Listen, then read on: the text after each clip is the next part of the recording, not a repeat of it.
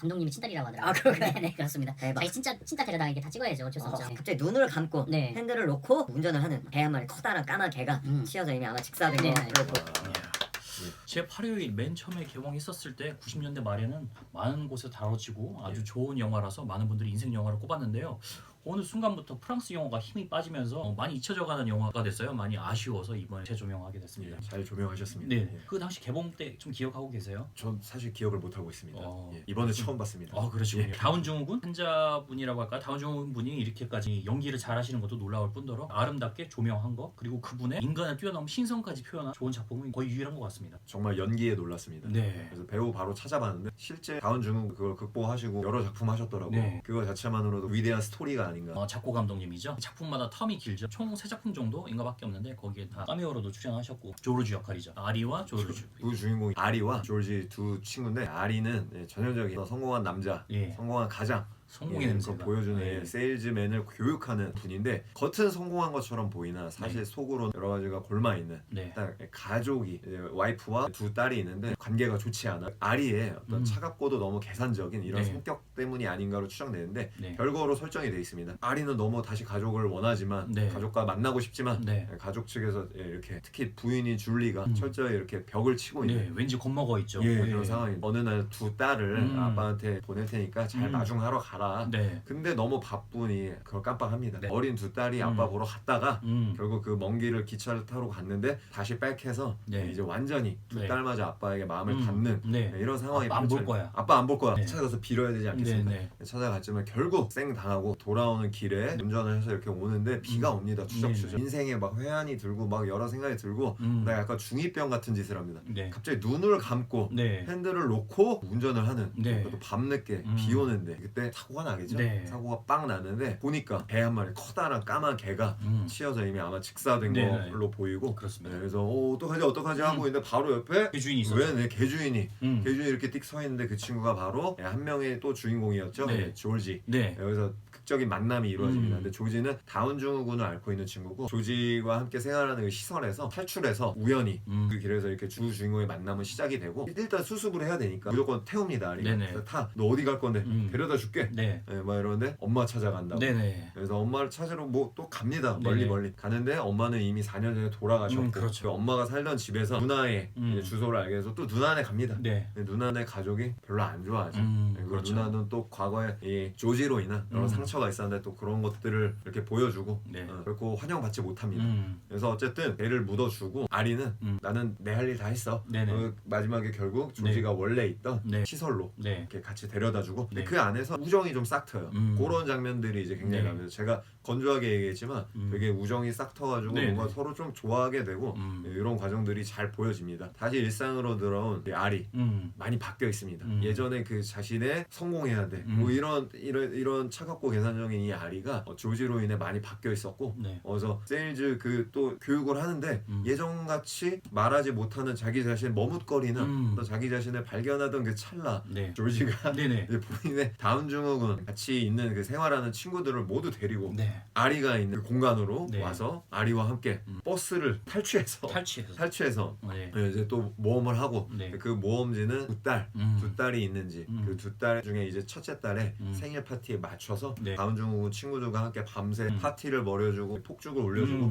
이러면서 결국 줄리와 두 딸은 다시 아리에게 돌아오게 됩니다. 네. 조지 혼자 남았죠. 네, 그래서 이 그렇습니다. 조지가 내내 어머니에 대한 그리움이 절절한 그렇습니다. 이런 친구였고 또 다운 증후군이라서 더 그런지 모르겠지만 어머니가 살아있는 듯한 판타지와 이런 거를 늘 오가는 그런 친구였습니다. 그러다가 결국 마지막에 옥상에서 네. 초콜릿을 먹으면 안 되는 친구인데 초콜릿 알러지가 심해서 그 초콜릿을 먹고 네. 이렇게 비틀비틀 하다가 네. 또 환상의 엄마를 보고 엄마 하다가 결국 너무 안타깝게도 불행하게도 네. 건물에서 떨어져서 네. 생을 마감하는 네네. 그렇게 영화는 끝이 납니다. 영화에서는 감독님만의 풍치가 느껴지는 그런 장면들이 굉장히 많았어요. 주인공 아리의 차가움면을 보여주기 위해서 아리는 원래 성공 가도로 달리는 사람이고 세일즈맨을 교육하는 강사죠. 7시 반에 땡 하면 띠디딕 하면 울리고 토스빵이 튀어나오고 주인공은 거울 앞에서 이빨 닦은 다음에 웃는 연습을 하고 굉장히 사무적으로 자기가 가르치는 비즈니스 스마일을 굉장히 강조를 하거든요. 그러면서 자동차를 운전하면서 가면서 이 트래픽 잼에 시점에서 삐삐삐 비켜 하고 막 난리를 피우고 쓰레기 그 치우시는 분이 열심히 하더라도 빨리 빵빵거리면서 비키라고 하고 그런 반복적인 삶을 기계적이 살아오다가 많이 바뀌게 되죠. 많이 바뀌죠. 노르지 같은 경우에는 다원증후군이다 보니까 감정이 드러나는 대로 다 표현을 해요. 예. 여기서 표현하는 거를 왜곡되게 표현하지는 않고요. 어느 정도 이거는 신성이 있다. 하나님이나 천사에 빗대어서 표현을 하고 있는 점이 느낌이 있었어요. 파료일이라는 것 자체가 뭐 의미가 있는 거죠. 예. 맨 처음에는 조지의 독백으로 하나님이 첫째 날에 하늘을 창조하시고 둘째 날에는 바다를 창조하시고 표현을 다 합니다. 그런데 왜 조지가 이 말을 할까요? 그거는 어느 정도 하나님과 관계가 있는 사람이기 때문에 그렇다라는 걸 하고요. 조지를 맨 처음에 데려다가 놓으니까 풀정으로 갑자기 가더니 풀정에서 물 위를 걷기 시작해요. 예, 근데 당연히 이분이 영적 능력이 있어서 물 위를 걷는 게 아니라 물에 빠지지 말라고 커버를 씌워놨는데 그거는 사람을 버틸 수 있을 만큼 단단하거든요. 그 위였기 때문에 걸을 수 있었는데 이미 그 장면을 보고 아리 마음속에서는 아, 쟤는 뭔가 신성이 있는 인물이구나 거기서부터 납득을 한 것 같아요. 그렇기 때문에 조지의 막무가내 행동, 감정적인 행동에 대해서 다 용서를 해주죠. 그냥 받아들입니다. 맨 마지막에는 똑같이 대척점으로 하나님께서 첫째 날을 이제 창조를 하셨고 이건 아리의 독백으로 표현하는데 맨 마지막에 화요일에 그리고 8번째 네, 조지를 만드셨다. 예. 그리고 보시기에 참 좋았더라. 네. 이런 창세기의 말씀을 네네 인용을 하는데 감동하게 되죠. 신성을 표시한 거일 수도 있고 원래는 뭐 하늘, 땅, 네. 바다, 물 뭐 이런 식인데 갑자기 셋째 날 뭐 TV를 만드셨고 넷째 날 뭐 이런 식으로 아주 개그스럽게 조금 만들었죠. 그래서 저는 처음에 조지가 먼저 그 대사를 칠 때 다운 증후군 친구들이 살아가는 어떤 세계 그러니까 어떻게 보면 우리 비장애인 분들이 공유하고 있는 이런 세계랑 어떻게 보면 굉장히 좀 다른 영역이잖아요. 물론 교집합도 있지만 그래서 그런 다른 세계를 살고 있다라는 걸 이런 식으로 빗대어서 보여줬구나 그런 생각이 들었고 중간중간에 그런 장면들이 잘 표현이 된 것 같아요. 저는 감독님이 의도하고 하나님 아니면 천사로 표현하려고 했다는 거를 조지 같은 경우는 장난기가 언제나 발동을 하잖아요. 아리가 운전하고 가고 있는데 조지가 뒤에 있는 트럭에 대고 주먹 감자를 날리죠. 그래서 두 번이나 날리니까 트럭이 갑자기 와서 가로 막으면서 조지가 말리려고 하니까 아리를 두들겨 패기 시작하죠. 그것 때문에 너무 열받아갖고 사거리에 버리고 가요. 아리가 조지를. 너 여기 주소 주면서 내가 찾아갈 거야. 근데 이게 흔히 말해서 예수님이 말씀하셨을 때 너는 나를 부정할 것이다 라는 그런 부분하고 좀 느낌이 왔고요.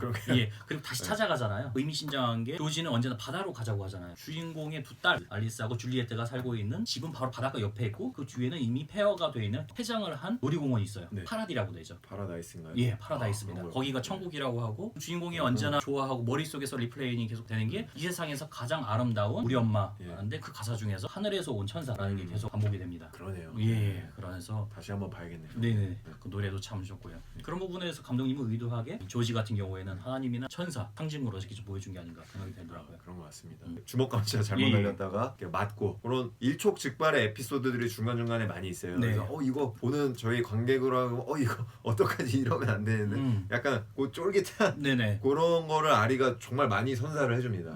거기서 웃음도 많이 나오고 개인적으로 제일 재밌었던 장면은 레스토랑에서 선글라스를 끼고 갑자기 아름다운 이 직원이 나오니까 사랑 고백을 바로 딱 이거죠. 이거 바로 주면서 너를 사랑해. 조지는 사랑꾼이라서요. 감정이 있으면 다 드러내고 사랑하고 고백을 해야 돼요. 거절당하면 그 좌절도 굉장히 크기 때문에 그 자리에서 비명을 지르면서 난리가 납니다. 그래서 전 너를 사랑해가 너무 재밌더라고요. 너를 죽도록 사랑해. 너무 재밌더라고요. 언제나 사랑이 많으신 분이에요. 사랑이 많죠. 조지 대사 중에서도 눈도 두 개, 귀도 두 개, 다 두 개인데 사랑도 두 개. 뭐 그런 말도 있었죠. 그런 게 있었네. 아무래도 두 번 봐야 될 것 같습니다. 애인도 두 개라고 했던가요? 그 노래를 부르는 가수가 그 안에서 루이스 마리아노라는 그렇습니다. 가수가 또 한국으로 치면 어떤 트롯의 대부 같은 약간 그렇습니다. 남진이나 이런 형님 같은 느낌이었는데 갑자기 차 본닛 위에서 달리는 차 본닛 위에서 짠하고 나타나서 그 노래를 도시가 바라보는 세계죠. 그 노래가 근데 처음에 그 장면만 보고는 솔직히 웃겼거든요. 마지막 장면에 그게 나오지 않습니까? 아까 말씀드렸던 조지가 떨어지고 나서 조지를 괄시하고 무시했던 그 모든 등장인물들이 나와서 그 노래를 그 노래를 엄마는 세상에서 가장 아름다워 부르면서 노래 가사가 좀 되게 찡하더라고요. 살짝만 적어왔는데 세상에서 제일 다정한 우리 엄마 이 세상 누구도 그런 사랑은 줄 수 없을 거야. 다정하고 환한 엄마의 미소 하늘나라 천사의 모습 같아요. 이런 가사입니다. 특히 저는 이 세상 누구도 그런 사랑을 줄 수 없을 거야. 저는 이 가사가 막 미칠 것 같더라고요. 그 중간중간 그 판타지 씬으로 엄마가 많이 등장을 하잖아요. 근데 정말 세상 모두가 내 아들을 다운증후군이라고 괄시하고 막 이렇게 해도 정말 그 무조건적인 사랑 어떤 신성이 부여되는 것 같은데 무조건적인 사랑으로 아들을 품고 보듬고 항상 조지에게는 엄마에 대한 그리움이 가득 있죠. 절절하게 있잖아요. 네네네. 그래서 그것들이 오버랩되면서 마지막에는 이게 웃긴 노래가 아니라 너무 그 분명히 마이너 코드가 아니라 밝은 노래임에도 네. 너무 이렇게 짠하게 와닿는 그런 노래였어요. 네네. 네, 그래서 이게 96년 영화인데도 대단한 영화다. 역시 네. 한번 또 그런 생각하게 됐습니다. 네. 예. 이 유럽권 감독님 중에서 눈에 네. 띄는 게 굳이 중요한 장면이 아닌데 굉장히 재밌게 하려고 아기자기하게 큰 노력을 들여 장면을 만드는 것들이 있어요. 그렇습니다. 눈에 예. 띄었던 것 중에 맨 처음에 하늘에서 굳이 내려와서 카메라가 내려와서 조지까지 비치는 장면 이런 것도 만들기가 힘들고요. 그리고 여관에 있었을 때 갑자기 여관에서 잠을 자는데 쥐가 옆방에 있는 맞아요. 쥐가 지하 배관을 통해서 들어와요. 그 장면을 찍기 위해서 그 미니어처와 쥐 움직이는 거 그러게요. 배관을 불과 몇 초를 위해서 굉장한 공을 들여서 맞습니다. 만들었죠. 예. 그 시절에 예. 쥐는 기어 올라와서 가장 다정한 우리 엄마 그 노래를 부르기 시작하고. 맞습니다. 저도 예. 그 장면이 굉장히 인상 깊었는데 쥐가 조지 나야 루이스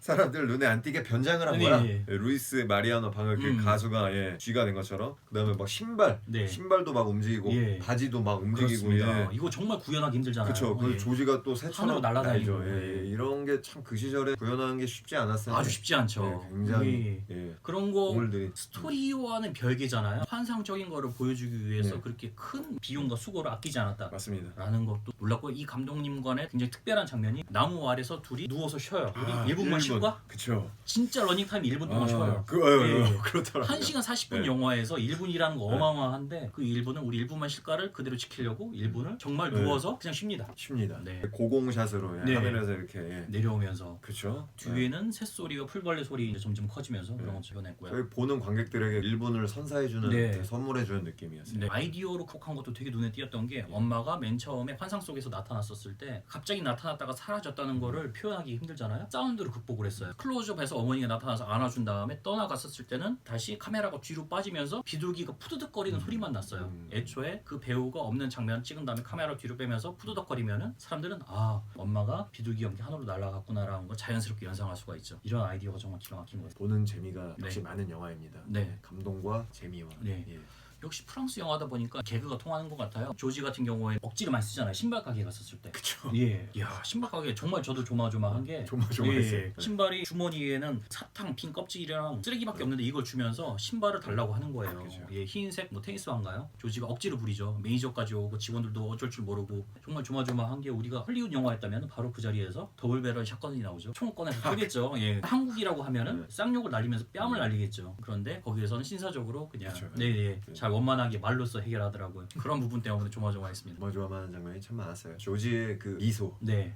그 웃을 때 일단 약간 썩은 이와 네. 약간 벌어진 앞니와 벌어진 앞니. 예, 그다음에 그 눈이 이 쌍갈매기라고 해야 네네. 될까요? 이게 진짜 파한 대소를 날리잖아요. 너무 좋잖아요. 네, 호쾌하죠. 호쾌했어요. 예. 네. 우리가 중요하게 여기는 게 조지한테는 다 중요하지 않거든요. 그쵸. 조지한테 오직 필요한 거는 사랑이 가장 중요해요. 예. 사랑꾼입니다. 예, 그렇습니다. 뭐 그런 부분에서 눈에 띄었기 때문에 주인공이 머릿속 판타지 쪽에서 많이 나오는 게 몽고가 있고 서로 욕할 때 몽고라고 욕하죠. 왜냐면은 잘 아시겠지만은 서양 쪽에서는 동양인을 볼 때 눈 사이가 벌어져 있다고 생각해서 다운증후군은 원래 90년대까지만 하더라도 몽골리안 신드롬이라고 불렀죠. 그랬나요? 네네, 그렇습니다. 네. 서양 사람들은 이거를 다운증후군을 몽고인병이라고 불렀어요. 몽고인병. 예, 우리도 몽골리안이잖아요. 그러네요. 그러다 보니까 서로 욕으로도 너는 몽고인이야. 그거를 또 개그로 받아들여서 칭기스칸처럼 자기 좋아하는 여자를 그 신이 나오죠? 예, 그렇습니다. 그때야 이제 개그처럼 웃고 넘길 수 있지만은 지금 2020년에 다운증후군 나오고 몽고인하고 같이 엮으면은 아주 큰일 나죠. 큰일 나죠. 네네. 뭐 그런 점에서도 이 이야기의 어원을 볼 수 있는 그런 장면이었던 것 같습니다. 영화적 어떤 상상력과 그런 것들이 참 이걸 아름답게 표현한 건 맞는데 네. 현실 안에서 네. 사실 실제 그 다운증후군이나 아니면 네. 어떤 지적 장애를 갖고 있는 그런 분들과 그런 저는 또 교사니까 네. 그런 학생과 어떤 실제로 무언가를 교감을 하는 게 정말 쉽진 않거든요. 네, 그렇습니다. 그러니까 내가 좀 친절을 베풀거나 네. 굉장히 그 친구는 어쨌든 도움을 필요로 하는 게 맞기 때문에 네. 그 도움을 줄 수는 있을지언정 진짜 친구가 되고 교감을 하는 게 참 쉽지는 않은데 네. 이 영화에서는 어쨌든 그거를 아름답게 성공한 모습 네. 그거를 아름답게 표현했다는 게 일단 놀라웠고 한편으로는 저게 정말 가능할까? 좀 이런 생각도 솔직히 들긴 했어요. 예. 조지도 끊임없이 식탁보에 있는 음식이라던가 아니면 주변에 있는 거를 엎어버리고 쏟아버리고 다 부수고 그게 끊임없이 나와요. 영화적으로 약간 가볍게 표현했기 때문에 그렇지 실제로 하면 큰일이죠. 어느 식당에 가서도 그렇고요. 그 누나도 눈물을 글썽이면서 얘기하잖아요. 너 때문에 내 인생을 이런 식으로 살 수 없어. 나는 내 인생이 있기 때문에 너랑 살 수는 없어 라고 하잖아요. 그 정도로 같이 지내고 보살핀다는 게 결코 쉬운 일이 아닌 거죠. 그쵸. 네. 사실 제가 그 6학년 담임만 쭉 해오다가 네. 1학년 담임을 처음으로 해본 적이 있는데 네. 1학년 아이들이 좀 아무래도 인지 수준이 떨어지잖아요. 네, 네, 네. 근데 저희 반이 또 통합학급이었어서 그 중에 이제 자폐를 갖고 있는 친구가 한 명 있었어요. 저희 네, 반에. 네. 근데 제가 사실 진짜 그 친구 때문에 약간 분명히 학급을 운영하는데 어려움이 있긴 있었거든요. 네. 근데 나중에 어떻게 저랑 같이 이렇게 훈련을 하다가 자기 이름을 스스로 쓸 수 있는 그걸 연습이 돼서 네. 나중에 제가 써보라고 하니까 이렇게 쓸 수 있게 된 거예요. 네. 그래서 저는 생각보다 잘 쓰길래 네. 집에서 혹시 연습이 된 거 아닌가 부모님이랑 그래서 제가 그거를 영상으로 찍어서 그 네. 부모님께 딱 보내드렸더니 부모님께서 깜짝 놀라시더라고요. 그래서 저한테 굉장히 고마움을 표하시고 네. 그래서 저도 그때 뭐 여러 다른 사건들도 있었지만 그게 굉장히 기억에 남고 큰 보람을 좀 느꼈던 적이 있는데 제 스스로 내가 네. 과연 그 친구와 진정한 어떤 정신적 교감을 나누고 그러했는가라고 이렇게 퀘스천 마크를 붙여보면은 사실 자신은 없더라고요. 물론 1년이란 제한된 기간이었어서 그럴 수도 있지만 네네. 그러면서 정말 그런 교육에 특수교육에 있으신 분 그리고 네. 이 영화에 나오는 도움을 필요로 하는 친구들이나 장애우들을 함께 인생을 살아가시는 분들을 보면서 네. 좀 이렇게 다른 어떤 경외감이나 대단한 존경심을 좀 갖게 됐습니다. 네. 예, 그래서 한국 사회가 그렇게까지 관대한 사회는 아니라고 봐요. 이게 경쟁이 심하다 보니까 해외 같은 경우에는 어느 곳에 가더라도 여러 장애를 가지고 계신 분들이 우리 일상생활을 같이 하고 있거든요. 네. 하지만 한국에서는 모든 시설이라든가 교통, 이동권이라는 것도 있잖아요. 이동하기 위한 그것 인권 중에 하나인데 그런 것들이 굉장히 좀 미비하고요. 그런 분들이 이제 밖에 나가면은 차별인 시선 때문에 또 결국에는 이제 잘 다니기 힘드시고 그리고 몸이 불편하신 분들은 무릎 꿇는 버스라고 하죠. 밀림 버스가 많아서 자연스럽게 버스에 타고 이용해야 되지만은 그런 부분이 많이 불편하죠. 저희들도 상영회를 많이 하는데 극장에서 그분들도 그러세요. 왜 이렇게 시설이 이렇게 돼서 우리를 보기 힘들게 만들어놨냐. 휠체어를 끌고 가기도 힘들고 자리를 잡기도 힘들고 자리를 잡더라도 영화 화면이 잘 보이지도 않는 곳에 우리를 만들어 놓고 아직까지도 모두가 평등하게 모든 권리를 누리기에는 정말 힘이 된 것 같습니다.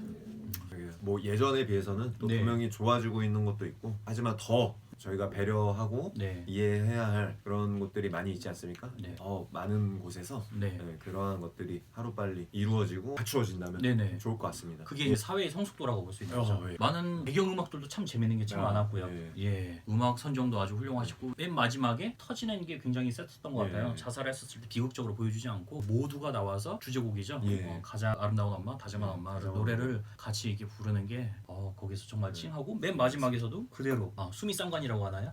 숨이 싼 거 제가 아까 그 얘기하려고 숨이 싼 거. 네네. 그래서 맨 처음에 조지가 있었던 하나님이 창세기를 바로 뒤에서 조지의 말을 그대로 듣고 결국에는 아리도 풀장에 가서 똑같이 물 위로 건다는 포즈를 해요. 그것도 이제 신성을 회복했다는 사인으로 보는데 가족들과 함께 제 8요일까지 창세기를 읊는 그 장면으로 마무리되는 게 정말 모든 사람의 인생 영화가 되기에는 부족함이 없는 그런 영화인 것 같습니다. 사실 감독님으로 돌아와 보면은 실제적으로 아리의 딸 2명 있죠. 알리스랑 줄리엣. 감독님이 친딸이라고 하더라고요. 그런가요? 네, 그렇습니다. 대박. 자기 진짜 친딸 데려다가 이게 다 찍어야죠. 어쩔 수 없죠.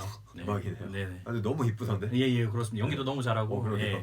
자연스러웠습니다. 눈빛에 빨려 들어갈 것 같아요. 네네. 특히 첫째 딸 알리스가 굉장히 연기를 잘하더라고요. 그러게. 근데 첫째 딸한테 되게 미안한데 첫째 아들인 줄 알았습니다. 저도 맨 처음에 아들인 줄 알았어요. 나중에 보니까 딸이었더라고요. 예, 그렇습니다. 이렇게 아마 예쁘게 크지 않았을까. 그렇습니다. 감독님의 다른 작품들도 굉장히 눈여겨봐야 될 것 같고요. 다른 작품들에 대해서도 저희가 먼저 기회가 돼서 한번 다뤄볼 주제가 된다고 생각하면 다시 한번 찾아뵙도록 하겠습니다. 제 8요일이었습니다. 감사합니다. 감사합니다. 구독, 좋아요.